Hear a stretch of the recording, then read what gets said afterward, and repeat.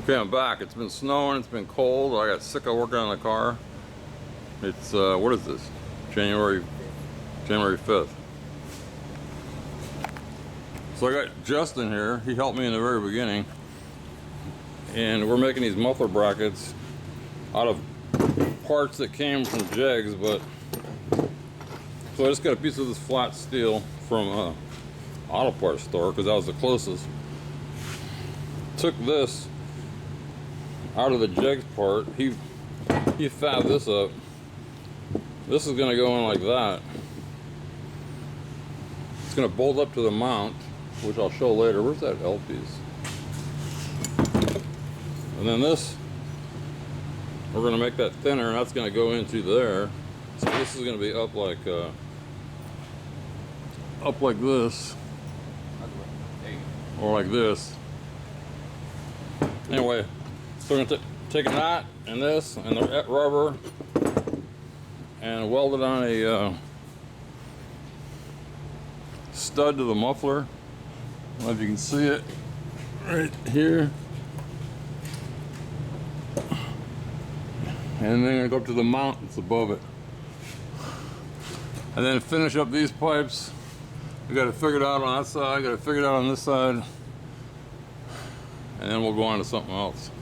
And so I'll just, you know me, I'll just put in stuff in here and there. He brought his saw. And that's it. So again, we're just using whatever we have to make it work. Okay, so this is what we decided to do. Right, Justin? That's right. I can't explain it until it's up in the car. He's gonna weld it.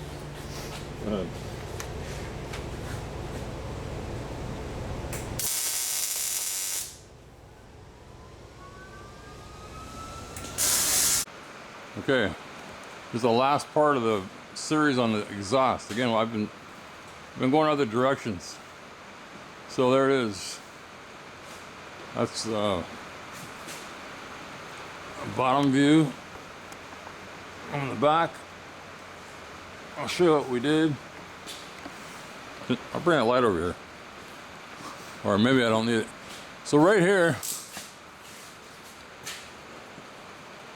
see, here's the muffler. We welded a stud to the muffler and the existing bracket up there. We made a bracket, put a stud on that, so this can come off with that rubber. Same on the other side. Here on the tips, I welded I don't know if I can explain it, but I welded this piece to one of these clamps so that it's into the existing mount. And we go this direction. So right now I'm at the X pipe. Right. So this is the transmission cross member. We welded a piece to here and used a clamp like this. So I got an isolator. That was the best spot. Same on that side. And here, let's see, it clears the shifting rod just barely. If I have to, I'll put a little dent in that. Not the shifting rod, but the lockout.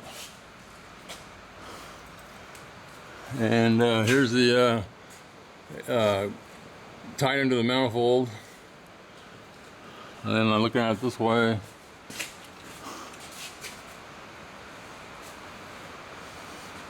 That's it. So the thing you gotta watch out for is this.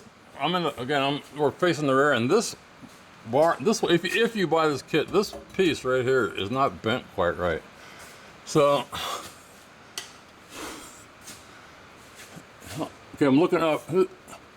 This is the sway bar. I had a heck of a time trying to get enough distance. You gotta have like at least 2 fingers in there. Or if you go to this side, you got about 4 fingers up in here. So anyway, that's it. And the only place I welded anything was, did we weld anything?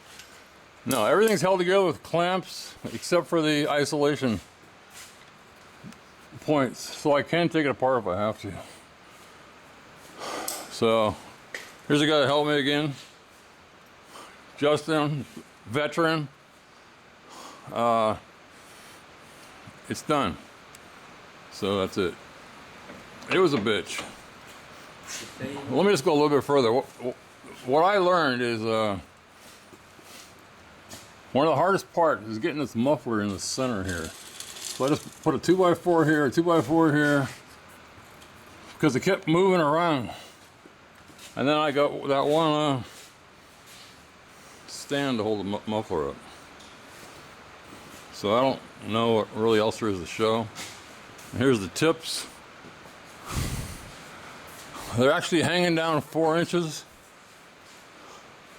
I couldn't do, again, I had to make it work what would work for both sides, and that's what works. And if you look here, they're not exactly perfect, but they're damn close. That's it. Just to close this out, I got the exhaust in, and now I got some help. So these seats have never been bolted in this car, so I got new seat tracks because the other ones are rusted, and I'm going to try to figure out how all this goes together because I never saw it together.